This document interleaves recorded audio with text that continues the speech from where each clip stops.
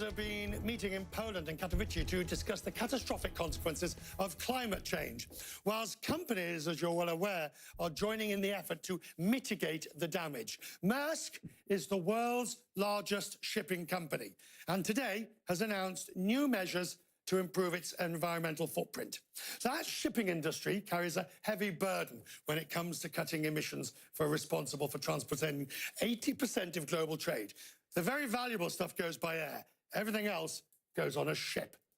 And Maersk aims to have commercially viable, carbon-neutral vessels by the year 2030. And it will do so by accelerating new innovations and technology. All of which means that the company will be completely carbon neutral 20 years later. In an exclusive interview with me a short while ago, Maersk's Chief Operating Officer Søren Toft explained the plan to carbon neutrality. Let me say that, climate change is one of the most significant issues facing the planet. And as a business leader, but in fact also as a human being, it's vital that we find solutions for this problem. I think we all want generations, and many future generations, to have a healthy and peaceful existence on this earth. So it's not only, a grand target, but it's also a necessary target that we are setting for ourselves. Is it difficult to obtain? Absolutely. But at Maersk, we have shown that we can already significantly impact our efficiency. Right. The past 10 years, we have improved efficiency by nearly 50%. So we believe we have the right tools and are in the right position to also bring about the next generational change. So this is going to take the construction, the design and construction of new ships, many of which will not be available until 2030, correct? Yes, we will need to find new technologies, new innovative ways of basically providing the future efficient ships. These ships are not available today, and that's why we are reaching out, not only announcing this goal, but also saying that this is a call for action. It's a call for action for all constituents in the supply chain to collaborate and to work together. Let's remember, many of players in industries, including our customers, are facing this dilemma. So we can only do this when we work together.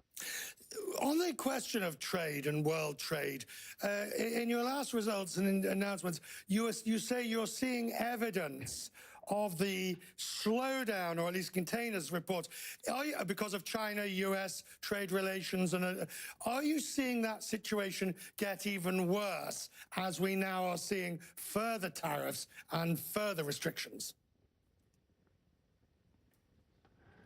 Well, let me say we are, of course, positively encouraged by the signals and the decisions from the recent G20 summit in Buenos Aires. It doesn't mean we are out of the way, but it's certainly encouraging because at Maersk we believe in free and fair trade. Let's remember, free and fair trade has brought significant prosperity and has fueled economic growth. And now what we're announcing with the zero carbon by 2050 is we not only need to make it efficient, but we also need to make it sustainable for the long run. But are you seeing evidence in the number of containers you're carrying, which would be the hardest proof that in some perverse way these tariffs are actually working and that there is a reduction in trade?